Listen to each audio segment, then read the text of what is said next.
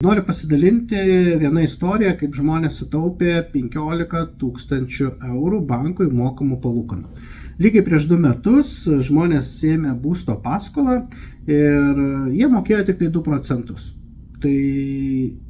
Tai buvo tik tai banko marža 2%, nes Euroliboras buvo nulinis, o šiais metais jau Euroliboras yra beveik 4%. Tai jiems reikėtų mokėti 6%, tai yra 900 eurų. Ką jie padarė? Jie sužinojo, kad jų draugai šiais metais imdami paskolą banko maržą gavo 1,5. Ką reikia padaryti ir tiems žmonėms, tai tiesiog nueiti į banką, savo banką ir paprašyti raštu, kad jie peržiūrėtų banko maržą ir sumažintų iki 1,5.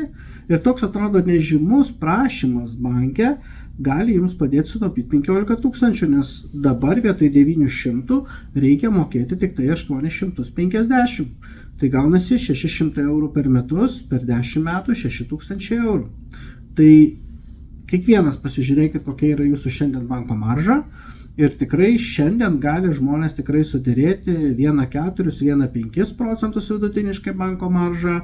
Rekordas, tie, kurie, sakykime, moka dėrėtis, jau gali dėrėtis ir dėl 1,35. Dėrėkitės dėl mažesnės banko maržos.